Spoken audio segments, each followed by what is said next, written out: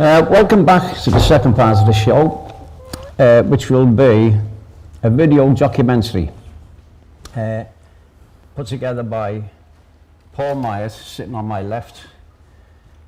We'll be discussing the mobile phones, accessories and so forth. Mobile phones, are they a necessity? Are they a frivolity? They started off the size of a house brick and now they're the size of a box of matches with all kinds of gimmicks. And then the most contentious part of all, the telephone mast. Paul will lead us into the video, which will last about 15 minutes, and it's an interesting point, so let's see how people that are involved in it take something from it. Paul? Yes, the first thing to say is that I'm very appreciative of Alan Dunn in asking me to do this project and all the help he has given so far. The video documentary is a documentary about the health concerns due to telecommunication masts. The mobile phone companies and other mast operators will be invited to a special show that's been scheduled for December, and we will talk about all the relevant issues then in front of a full live audience. The other thing to say is that Dr. Gerard Hyland, who you will see in the video, is a former head of physics and now Associate Fellow of Warwick University. And he's also an Executive Director of the Institute of Biophysics in Germany. He's entitled to be listened to. And I would now say that that's enough of me. Let's see the video.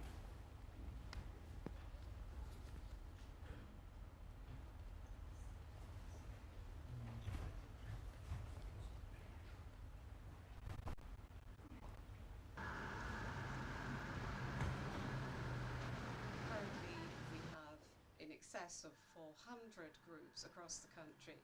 Sir William's report also made it extremely clear that the insensitive sighting of masts could have an indirect adverse health impact. The implications for human health also need careful consideration.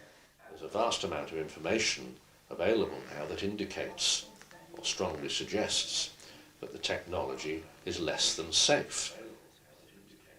I'm Julie Matthew and this is Christine Mangat, and we're joint coordinators of Mast Action UK. Mast Action UK is a national campaign for the sensible sighting of mobile phone masts. We began campaigning approximately 9 years ago when Orange erected a mobile phone mast on the grounds of my children's primary school. There was no consultation with the residents around this area or the parents at the school. The mast literally went up in the early hours of the morning.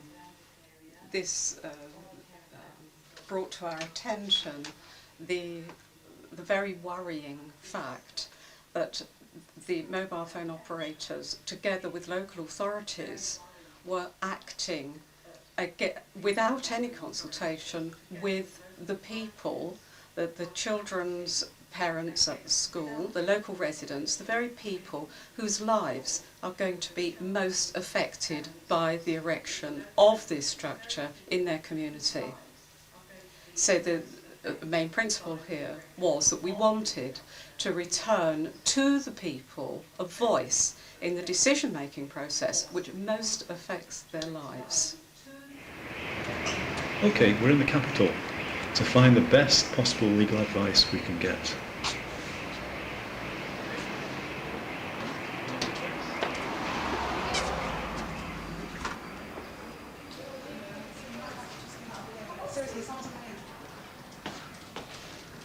I understand you have a good solicitor experienced in the telecommunication masts. That will be Alan Mayer. Just walk right in. Okay.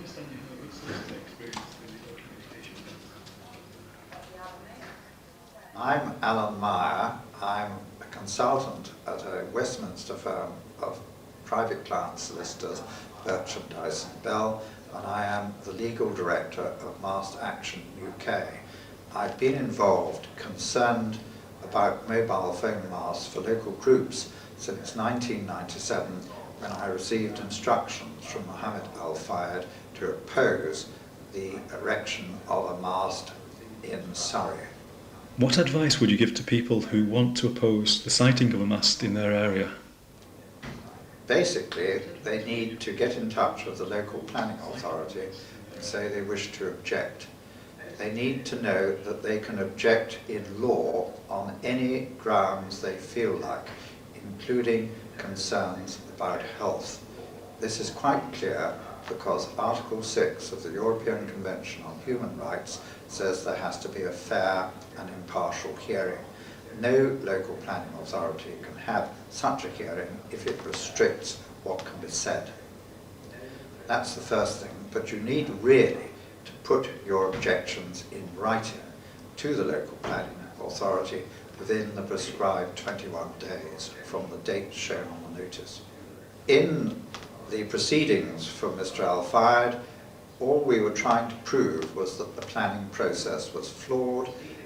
At first instance in the High Court we won, but the judge refused to do anything about what had happened in exercising his discretion. Similarly, in the Court of Appeal it was again confirmed that the planning process was flawed, but again the Court of Appeal refused, because it was Mr. Al-Fayed, to do anything about rectifying the situation. However, there have been a large number of situations where proper representations before the local planning committee have ensured that the particular siting of a mast has been refused. The difficulty since August 2001 has been that the Planning Guidance Circular, PPG8, suggests that you do not take into account health concerns. However, on the 25th of November 2002, Mr. Justice Sullivan in the High Court made it extremely clear that the planning inspector on an appeal had been totally correct in taking health concerns into account in coming to his decision. As a result, a number of planning inspectors on appeal have effectively considered health concerns in arriving at their refusal decisions. Our main concerns are the health effects on the communities of these masts. When we originally started campaigning, we looked into the research available to find that it was very patchy, to say the least. The situation today is that we are still unclear. There's research that shows there are effects, and there is research that shows there isn't. The latest document from the National Radiological Protection Board on limiting exposure to electromagnetic fields shows several studies on microwave radiation with positive effects, cognitive studies, sleep studies, and actually, if I can quote from here, for some of these studies they say that these phenomena merit further study and independent replication. The implications for human health also need careful consideration. Now, despite this, despite the fact that there are studies that show positive effects, masts are still being put up in schools and next to communities, and that's the situation that we're committed to see changing. There's a vast amount of information available now that indicates or strongly suggests that the technology is less than safe. That of course is a market unfriendly finding, which the people who have made these discoveries have had financial and other pressures exerted upon them by the mobile phone companies in an attempt to minimise the advertisement of these counter market friendly findings.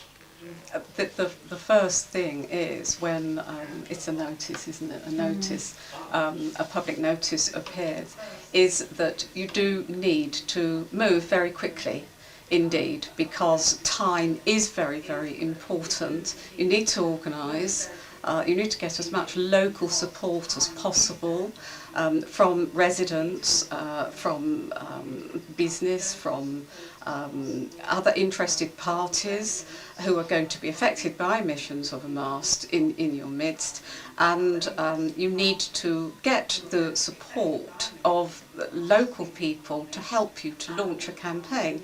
Mast Action UK has produced an information pack, comprehensive information pack, which will give you help, advice, practical information to help you with to run your campaign, and this is available from us.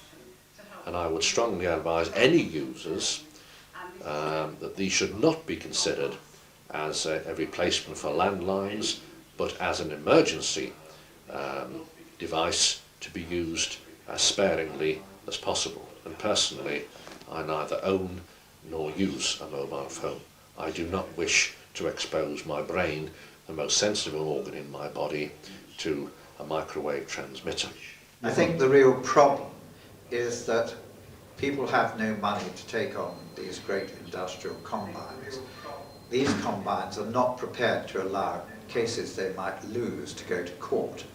And as happened at Restormal, when the judicial review arrived at the doors of the court, the planning application was withdrawn, so no decision was taken against Orange, despite the fact that there was a judicial review granted, but it was never heard. One has to accept that these mobile phone operators use the most clever and expensive city solicitors, and local groups have no funds to take these people on. There is no access to justice on this very important matter, which could well turn out to be the next BSE, where government advice and government scientists' advice turn out once again not to be fully correct. The orange mobile phone mast that's outside the window here, that's in the grounds of Goffsoke Primary School, if I switch on the acousticon, you can actually hear the pulsed radiation signals that are coming out of this mast. This device is actually called the acousticon, and it's marketed by a company called Perspective Scientific Limited, and should you like to look into this, you can find their details on www.perspective.co.uk.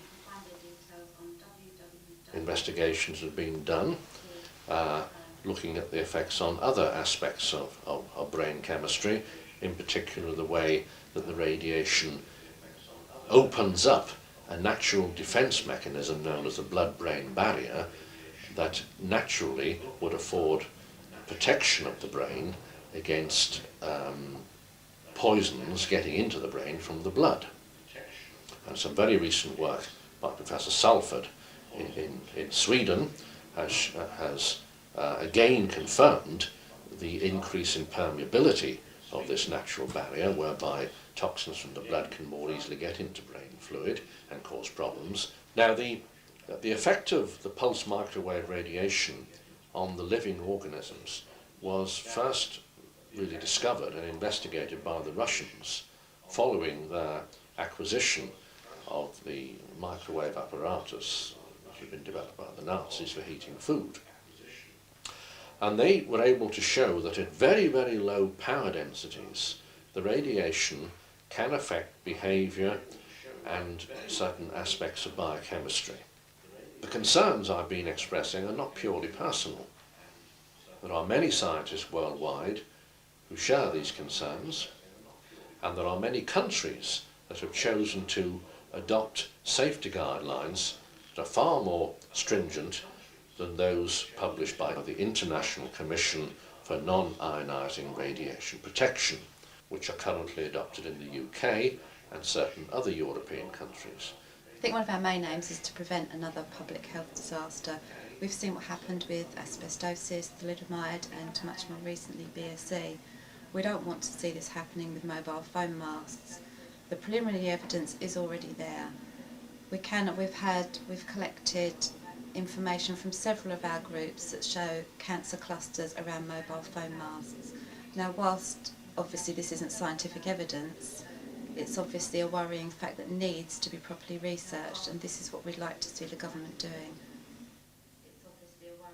For further details, you can write to Mast Action UK, PO Box 312, Hertfordshire, EN7 5ZE, or you can telephone 01707 872 920.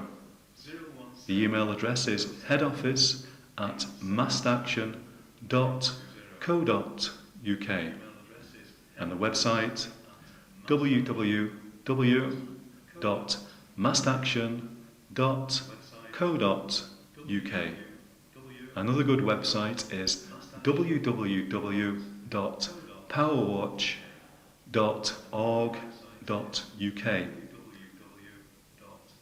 And for details of the Acousticom mast radiation detector, you can go to www.perspective.co.uk.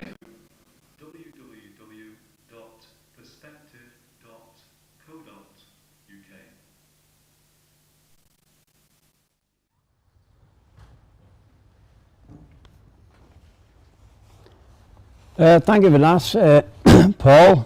A very interesting piece, and I'm sure there'll be a lot of people be involved in any further discussions on that. I'd like to mention that the same show will be done early in December in a lot more depth, and hopefully we'll be able to take questions and have discussions on that. Thanking Paul again and everyone involved. We'll go straight on to the next show. It's entitled The House of Buckingham, and it refers to the name of a famous building which also has a counterpart in Sefton Park. There's a short video involved which was compiled by Mr. Mark Hobson on my right. It's actually, you could say it's one man's offbeat view of Buckingham House, Sefton Park, as opposed to the other one, the Queen's residence in London. Mark will give his observations after the video, hopefully, and give us his views. Thank you. Could we have the video, please? We're not having a video. Sorry, it's just some slides. I'll talk you through them if I can. Okay, right. Buckingham Palace in London was originally called Buckingham House. It was built for the Duke of Buckingham and Normandy, Duke of Buckingham and Normandy, in 1702. And it wasn't purchased by King George III until 1762.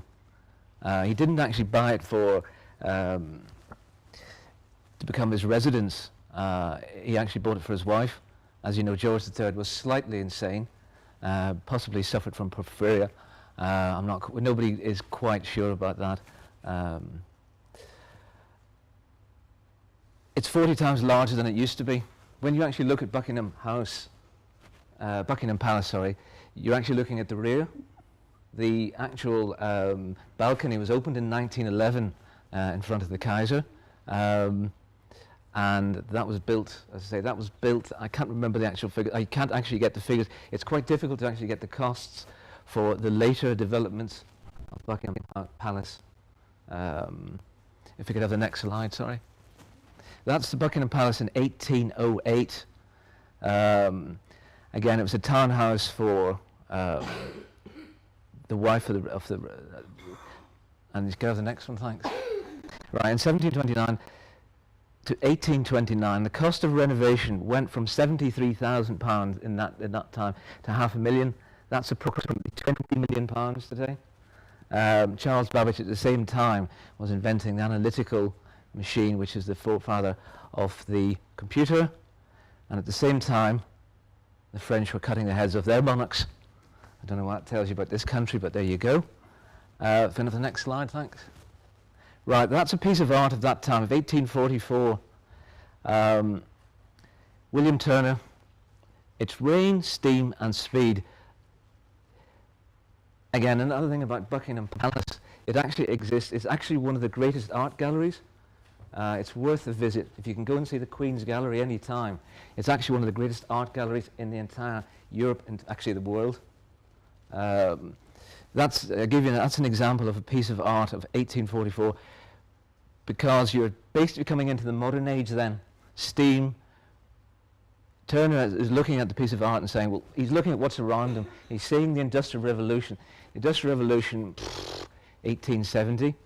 You're talking, well, wrong. Going back from 1800s to 1870, when you're starting to develop the technology which actually allows you to create Buckingham House, okay, and the CCTV, which we've been talking about earlier, and the mobile phones, and that. This is the beginning of the industrial age. And you also, I didn't have time to actually, I haven't got time in a minute to actually look at the population growth, but that would be interesting. And perhaps in a longer webcast, we could develop how population created technology and then forced people to build decent housing for people.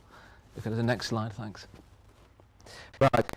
Buckingham House itself is a tower block, obviously. The idea of tower blocks came from you needed cheap accommodation. People, the Industrial Revolution pushed people off the land.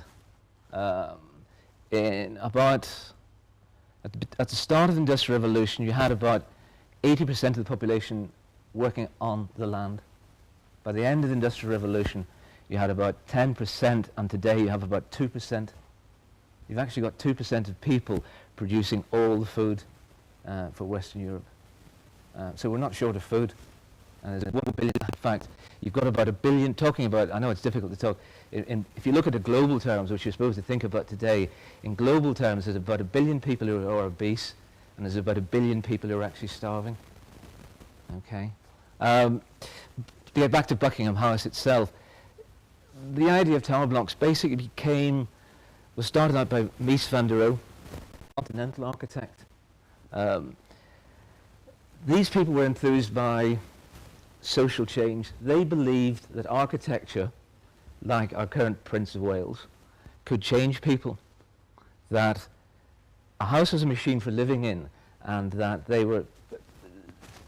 you would change the social structure. Not everybody can live in Buckingham Palace, but Mies van der Rohe's opinion was that if you gave everybody a proper level social structure, there wouldn't be any war, there wouldn't be any fighting, there wouldn't be any arguments, whatever. There's a little bit of, give you the next one, yeah, sure. A little bit of figures about Buckingham House. Again, if anybody knows what a sinking fund is, can you please let me touch things? I don't know. That's basically your cost. Roughly, I think we looked at the next slide, the cost of Buckingham Palace, which is mainly the staff cost, about 27 million a year. A lot of money. A lot of money. A lot of money. But it keeps people in jobs. I suppose the other argument is that it keeps people in jobs and that sort of thing. Next slide, please. And that's about it. Anybody got any questions? There is a comparison to be made, isn't there, about the usefulness of both buildings. We look at like one building houses possibly 250 families. Another building houses one family with about 2/3 of it empty. It's empty. Well, in actual fact, it's not actually empty. It's actually quite full. When I did research into it, it's actually filled with people who administer England. You've got people who are involved in getting business from abroad. They're not actual commercial organisations, but they are, like the Duke of York, who they will go abroad and they will try and get contracts for Britain. They will look after Britain's interests abroad. So, I mean, in a sense, if you look at Buckingham Palace, it's like a powerhouse for the Industrial Revolution. I mean, if you can look at its growth, it became 40 times, if you look at it in that terms. Its main growth grew as long as the Industrial Revolution grew. The British Empire expanded. It became an engine of growth. Right. Yes, Mark. Well, we've got a very impressive mock-up of Sefton Park here, yeah. Concert map, and I suppose we could say we've got a bigger park than in actual fact, that's true. Although they've got Hyde Park on the doorstep. Yeah, just to bore you with more statistics, which everyone knows, there's more, in fact, Greenland in Liverpool than there is in London. You've got more parkland in Liverpool, certainly per head of population, than you have in London. Sefton Park itself is much bigger than St James's Park. Okay, our friend, somebody probably correct me and say you've got a slightly different, you could probably argue about the wildlife, but it's a treasure. It is, if you like, a piece of wealth which you have on your doorstep. You haven't got wealth tied up in money, stock shares, obviously around Sefton Park, so you have to, I would say, make the most of the wealth that you've got on your doorstep. Well, it's a very impressive fact, and I think you're right, it is a treasure, because any green space, they should be a treasure, because the world's being covered by brick buildings and so forth, so whatever we've got, we should be glad of. Yeah. And again, it's another interesting fact. In 1957, when Buckingham House was actually built, the people in Buckingham Avenue, Buckingham Brompton Avenue, and what have you, actually got a barrister together and tried to stop the building being built, as opposed to 1762, when the country decided that they did decide to need the country for the Queen. This proves a point that when anything's being initiated, the people of the time should think very deeply before making commitments or making judgments, and sometimes it turns out to be right, sometimes it turns out to be wrong, and this time it's very impressive. I think they were right. Well, I think you're now watching, you're seeing, if you like, people have been, again, it's interesting because you can actually take the two buildings and compare them. You can actually take the social history of the country. I know it's interesting. It actually says that in 1960s, Mies van der Rohe was saying we can build these tower blocks. People said, no, it's terrible. 1970s, 80s, they were knocking them down. You've now gone into reverse, okay? And they're not actually doing up the tower blocks, creating little gated communities, which we had, if you go back to the first situation where you had CCTV and your people are saying, well, why is this? Is society atomizing? Is it becoming a network? Are we going to have gated communities like America? We seem to be going forward following the American pattern, where we want to have little bits of patterns. I mean, there's actually, I talked to a few people, the people in the Avenues network across the road from Buckingham House, sorry, would like to have a gated community, like Grassendale. Yeah. They would like to have, the people in Grassendale, I know somebody there, they would like to have CCTV on their front door as they drive in, because they're afraid of, I don't know, other people. Well, somewhere along the line there's an appeal to some people, because just in the last week we've had people just along the road in Everton Brow queuing 2 days before flats went on sale. These flats were formerly the residence of refugees, and basically there was talk of demolition. They weren't fit for living, and now they're being sold as luxury apartments, haven't been done up. So there is a call, but some people find it suits their need, and maybe there's something, you know. Sure. It would appeal to me personally, anyway. I think at this point, I'd like to thank Mark and our input, and I think we'd better announce this quiz, football quiz, because we've got quite a bit way the show to go. I think it's about time. All you people that have logged on, stay with us. Here are the questions. Now this is in 4 parts, and you must have the 4 parts correct. And I won't tell you now, but if you get it right, there's a very impressive prize at the end of it. The questions are 1, and this will stop a lot of you in your tracks.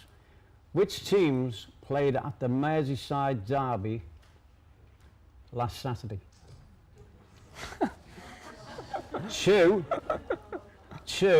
what was the score? Right, now you might think that's the easy bit. 3, who scored the goals? And 4, how many derby games have been played on Merseyside in total? Which teams played the Merseyside derby on Saturday gone? What was the score? Who scored the goals? And how many derby games have been played in total? And there's a very, very worthwhile prize for whoever comes up with the 4 correct answers the first. I'd like to thank Mark again, and go straight on to the next section of our show. Again, this is a topic that I think a few people will relate to. It's one of our compatriots, Mr. John Pettit. He has a difference of opinion with the water board, and having talked about it with us, it seems a very pertinent point like he wants to make. So we'll let John give his case. Yeah, good afternoon, everybody. This is a bit of a dispute with the water board. What it's about actually is my son lives in a block of flats, and the same as I. But currently he's working abroad. He's worked abroad for some time. He lives on the 2nd floor, and we asked could we get a water meter in. They said no, they couldn't put a water meter in because all the water would go through his meter. He'd be paying for the full block if they put a water meter in. I thought, well, I'll have a better chance because I'm on the top floor of a block of flats. I asked for a water meter, and they can't give me one either, because what they're saying is the water's coming from 2 sources, the direct flow, and one from the storage tank, so they can't fit a water meter in. So in regards to my son, we then asked, well, he's living abroad, can you switch the water off? And they said, we can, but it's going to cost you, and it'll cost you to get it installed again, but we will only turn off the water supply if the flat is empty and you move all the furniture out. Well, it's going to cost more to put the furniture in storage than what it was to pay the water bill. So anyway, I thought, oh, to hell with this, I'm not going to pay the bill for them. And I haven't paid the bill, and the consequence of this is I've received a solicitor's letter. This threatens to take court action and threatens you that you'll have to pay the full amount due, also legal fees and court costs, and you will also have your credit rating affected. Now, I've got loads of paperwork here, correspondence of them, but I'll keep this short in case anybody else wants to come in with their own opinions or their own idea. But one of the interesting facts that I did find out is that there are over 30,000 people in Liverpool alone living on their own. And I would suspect that most of these people living on their own are elderly or living in blocks of flats. Now, you know that in a block of flats, you generally don't have gardens to water or anything like this, you know. And here's one of the arguments I gave to Mr. Smith, and then I'll leave it off on there. Dear Mr. Smith, I would have responded earlier, but I was away from this address from the 28th of June until the 8th of July. I was also away from this address from the 21st of March until the 8th of April. I will also be away on the 19th and 20th of July, and from the 20th of July until the 12th of August. I have further absences planned, which one of them I'm going away on the 12th of this month and not coming back till October. I only moved into this flat on the 10th of March, so for most of the time I haven't been even living in the flat, the same as my son isn't living in these, you know. So what I did mention in the course of these letters also is that there's a lot of pensioners like to go to the Costas for the winter, and they might go away for 3 months to try and save money, but when they come back they've got a water bill to pay. And I just think this is absolutely wrong, you know. Possibly if you're away from home and you've gone abroad for a length of time, you still might have to pay your council tax. But apart from that and the water, I can't think of anything else what you've got to pay for, what you're not using. You don't pay for your gas that you're not using, you don't pay for electricity what you're not using. Their failure to supply a water meter is not my fault. And they say that all the current housing that are getting on flats as well are all going to get water meters in them. And this isn't true, because there's flats getting built now that are not getting water meters in them. Now, some people might be against having water meters in. There's this idea that water meters are very expensive, but they're not. My other son, he lives in a 4-bedroom house. He's got 2 cars, he's got a large garden, and he waters his garden. He washes his car once a week, or his 2 cars once a week, and his water bill is almost no more than what mine is. That's even with the water meter. They have said that if I want a water meter, I would also have to change the pipework at my own cost. Now, I don't see why I should have to do this either, you know. So they have some arguments. One of their arguments is that if I'm living on my own now, whereas I used to live with my wife, she's got the same bill and I've got the same bill, so they're getting double the money. And this goes on. This is also true of a lot of people who've lost their husbands or wives, you know. The bill doesn't half if you lose your partner. But what they're saying is, on the other hand, if anybody comes back to live with you, you'll still be paying the same water rates. And to me, this sort of brands everybody who's living on their own and saying that they are living on their own. They won't accept this.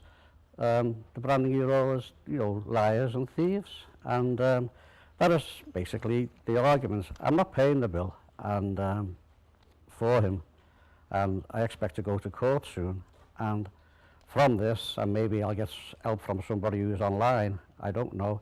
I want to take my chances if I can with the Court of Human Rights. I don't even know if I've got a case to go to the Court of Human Rights, but it just seems to me in this modern world that it's crazy that a person has to pay for something that you're not getting. Would you go and pay for a Ford if they didn't give it you? Well, this is it. And why should I pay for water if I'm not using it?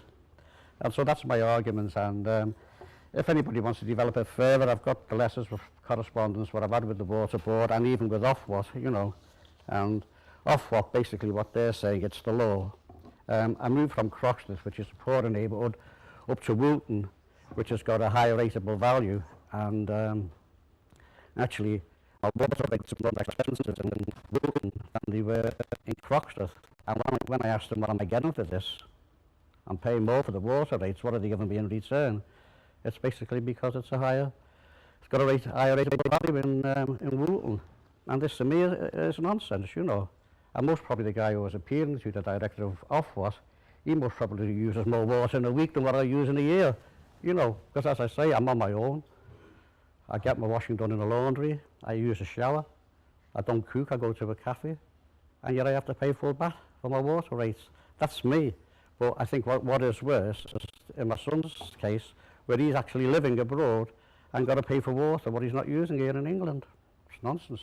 And so I just want to take it, let them take me to court, and let's see where it goes from there. And I invite any comments or questions from Well, I think a lot of audience. people would go along with on that, John, because I think it's a case of like one of the utilities not being able to bend at all. They make a set of rules and it's like an umbrella covers everybody. Along comes the individual case, which is against the norm. In your case, somebody not living in a flat, not using their facility, why should he pay? Their insistence that the only way you can do that is going through the trouble of emptying the flat, storing the furniture and putting it back. They must surely sit down themselves and say what you've just said, that will cost that man as much, if not more, than actually paying the bill. But nevertheless doesn't change the fact that you're right. If you're not using the facility, why should you pay it?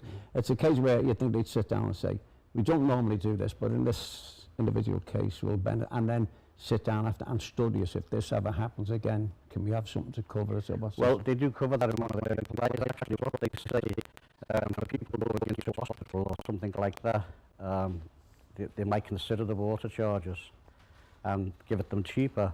But for anyone who is voluntary out of the house, they won't do it. Well, the thing is, it's the same point, isn't it? All right, so we know you can see the emotional side of going to the hospital, but nevertheless, it's the same issue. They will bend the rules for the person in hospital because they say they're not using the facility. Well, your son has to go and work abroad. It's the same situation. Why should them all are saying he'll have to be in hospital before we learn stuff? Yep. So I think it should follow it and possibly have a well, I attend to him. Maybe we can have a follow-up programme wherever it goes. And yeah, that's all I want to try and find out now is what I've got to do to take this to the Court of Human Rights, and if I've got a case to go to the Court of Human Rights, and if anybody can help me on that, I'll be very welcome. Well, you're seeking legal advice already. Oh yeah, that's a good point, especially for Liverpool. I went around to 8 solicitors, phoned them, and I've visited a couple of them. Some of these are very well-known solicitors. I don't know if I can give the name here, but they are very well-known solicitors. And their answer was, oh no, we're not interested. We specialise in accident claims. So this must be the gang who go around digging up the pavement so we all fall over. Yeah. What about how a flat is costed? Are you in a 3-bedroom flat? 2 bedrooms. 2 bedroom, and you live on your own? Yeah. So they are calculating your water rates on, is it 5 people or? No, they're calculating the water rates on the rateable value of Woolton. Yeah. Yeah.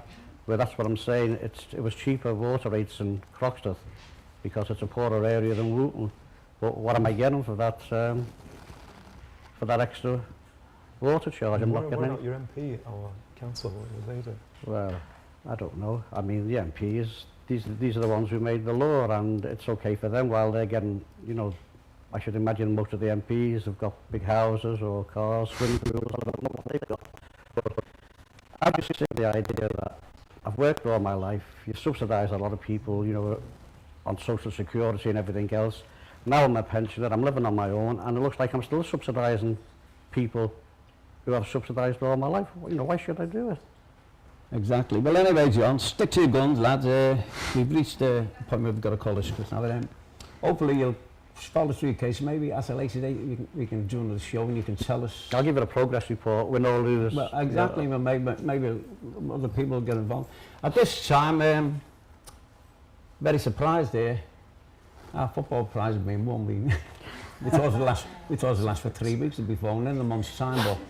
But Fee wins the first prize, and Michael wins the second. Congratulations. We'll tell you about the prize in a minute, so you'll have to stay logged on to hear what it is. That's the way we're working. It's happening. We're having a short 5-minute break now, I believe. And we'll be back later with ghostly goings on. Don't stay if you have a nervous disposition, and don't take it serious, or do take it serious in this case. Thank you very much.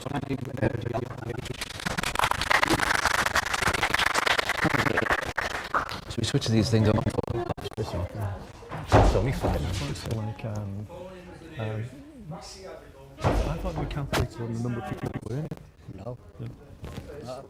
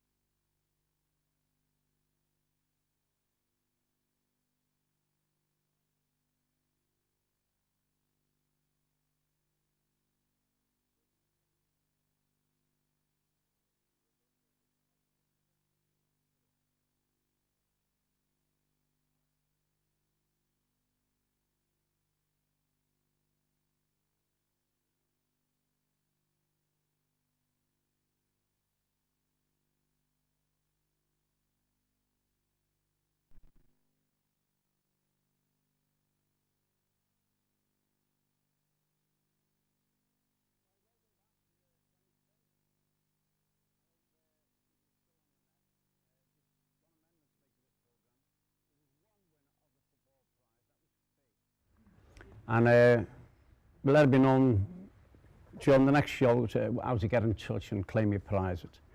I believe it's a trip round Anfield, I think. We're now into our, what was voted the best show of the year, the paranormal show, the previous one we did. I went into the second session. Going by the time we've decided to put the accents on one aspect of the paranormal. I suppose people have heard of the Ouija board, which is a form of supposedly making contact with the other side. Well, it's not supposedly, because I was involved in one and I know for a fact that it can be done. But at this point, it's just about to stress that while we're being a bit frivolous about the approach to this show, this is a very, very serious subject. We've made a mock-up of a Ouija board, which is a table with the alphabet laid out and the glass in the middle. That should have a glass top on it, but our special effects didn't run to that. We ran out of money. So the idea of a Ouija board is that people sit around it. This is a rough explanation. And say you have 5 or 6 people, you just gently touch the glass with your finger like that. Just like that. You don't get all of it, you don't press, you just tip. I sat in on one of these, and I was young, 17, a bit of a smart aleck, and I said, this is obviously a fiddle, and I'll crack it inside 5 minutes. I was with relations. And when the glass started to move, about 20 seconds, the hair would stand up at the back of my neck, and I said, can't be done. If I put my finger on that glass, I can push it over to that corner of the table, but I can't make it come back, and I can't make it go around the side, and I can't make it bounce off which is what the glass did in the instance when I took part. The Ouija board used to be a common practice among people. It got banned about 25 to 30 years ago when 2 13-year-old schoolgirls who'd been messing around with one actually committed suicide. So they were immediately banned. They used to sell them in the shops as kits. It's an interesting subject, and I've got Mark to help me there. I have said to him, as I can say, I have said to him, take my word, this is the real thing. And I stress again, unless you have been involved with one or you know a little bit about it, I wouldn't suggest to anybody I just mess around. Or even if you want to experiment, make sure you're sensible people who are not impressioned with things like that. Have you ever been involved in anything like this, Mark? Well, I'm afraid my whole outlook towards the supernatural, Ouija boards, Nostradamus, feng shui is summed up by the story of a physics professor who went to stay in an allegedly haunted castle. Could I just inform the audience, this guy is very skeptical. Right. So, I'll have another. He went to stay in this castle where he was informed that a ghost would appear at midnight, and to which his reply was, well, is that GMT or summertime? Yeah, well, let's say, everybody thinks that the supernatural to have had any connection. So you must have had to seen a ghost. Somebody should have had. It's not like that at all. It's simple things with the supernatural. And I say this is actually one of them because anybody can try it. But just to again, I think I'll go back to the one I have been involved before. I think the classic one, which is not an urban legend, is actually where you have 4 people standing around a prone body, and you supposedly use the force of spirits to raise people. But you don't. There's no spirits involved. You can actually, your musculature is such that you can actually do it without involving any spirits.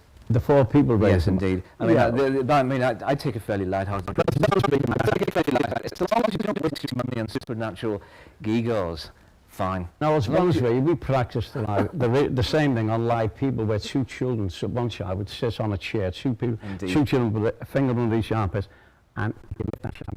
Well, that's I wouldn't call that a paranormal. That is no, but it is used by people. Use the ability for example, people's own ability to stop pain.